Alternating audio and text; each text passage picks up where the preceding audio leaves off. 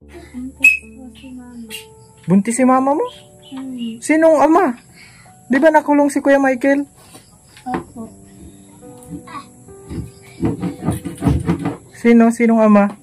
Kuya Michael daw. Si Kuya Michael? Sabi ko ni mama. Parang alanganin na. Matagal lang nakakulong si Kuya Pero, kumain na ba kayo? Dahil pa po. Hindi pa kayo kumakain? Dahil pa. Naku, mga kalingap. Hindi pa nakain ng mga bata. Mulat, ano yung last na kinain ninyo? Nagkabilang kami kaninang kumahay. Kape? Bakit? Wala bang iniwan na pera si mama mo? Wala po. Nga rin po siya na wala din po siya may kumasabi. Ay mga kalingap, today po ay papunta po tayo dun sa bahay na pinagawa natin para kina Melissa, kila Totoy. At ngayon po inakulong na si Kuya Michael. At kukumustahin po natin yung mga naninirahan doon para makapag-desisyon na din po tayo sa ating gagawin doon sa pabahay natin at para din kay nanay para hindi naman po siya maging sumama ang loob kapag dumating na ma-occupy na ni Toto yung bahay. Ito na po tayo mga kalingap at yung pabahay natin kay na Totoy. Mataas po ito. Ayan po, tao po. Ayan. Ito po yun. Tao po. Walang tao ata. Ay. Oh, hello. Nasaan si mama mo? Nasa Paracali po. Nasa Paracali? Opo. Oh. Paano yan? Walang mama. Nagkain na kayo anong pangalan mo? Chinchin po. Chinchin. Opo. Oh, kilala mo ba ako Chinchin? Ako si Kalingap Alvin. Ako yung nagpagawa nitong bahay. Kilala mo na? Oo. Si mama mo pala ay wala. Kamusta na si mama mo? Anong nangyari na doon? Anong nangyari na doon? May trabaho lang po siya para hindi po siya nakakapunta. Para kali po na gawa po kami ng walisin. Walisin. O, kumusta? Buntis po si mama. Buntis si mama mo? Sinong ama? Di ba nakulong si Kuya Michael? Opo.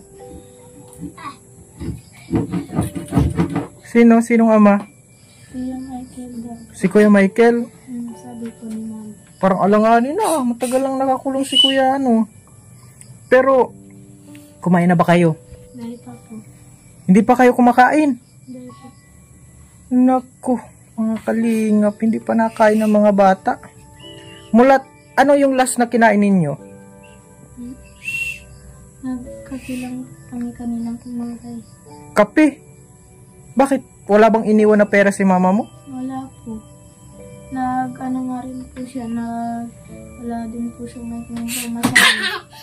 Natira lang po sa pera na 50. Walang iniwan. Di paano yan? Walang bigas, walang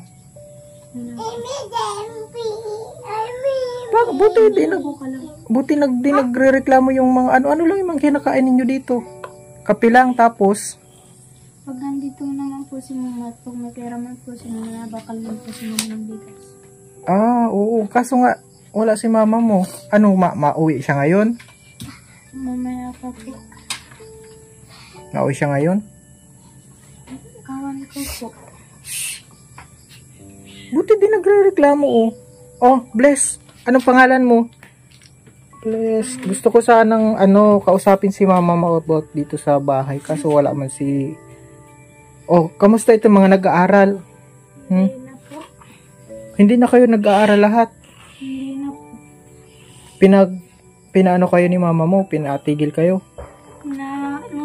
Ang nagparal po sa amin na si Tio Michael po. Kasi po nung makulong po si Tio Michael, nagtigil po kami kasi wala pong hanap buhay si mama.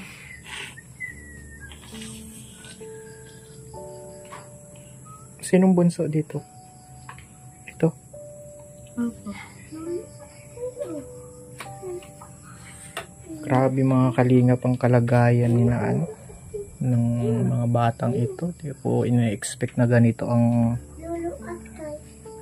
kalagayan nila mga kalingap. Ikaw, paano ka kumita ng pera? Kumikita ka na ba ng pera? Ha? Natabang naman po kay mama. Natulong ka kay mama mo? Opo. Paano yan? Kung ano, wala.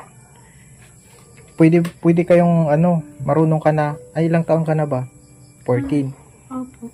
Okay, bibili ka ng bigas, tsaka ulam nyo, magsaing kayo, kumain kayo ha. Opo. Bibigyan ko ng pera ha.